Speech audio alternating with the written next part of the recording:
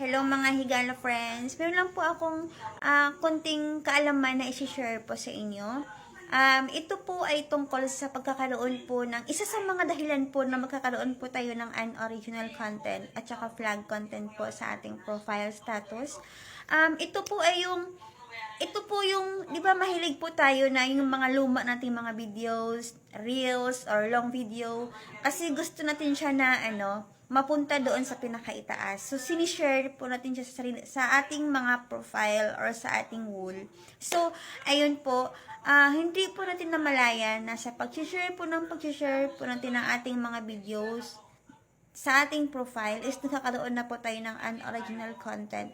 Kahit po, di ba, sinabi natin na sarili ko namang video yun eh. Video ko naman po yun eh.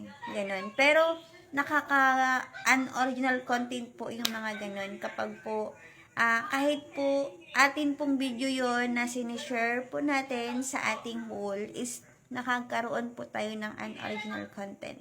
Isang share lang po ang pwede sa bawat video po natin. Isang share lang po ang pwede doon sa ating wall. Hindi po yung paulit-ulit po natin siyang sinishare sa ating wall. So, bawal po yun. Thank you! Sana po nakatulong. Maraming salamat!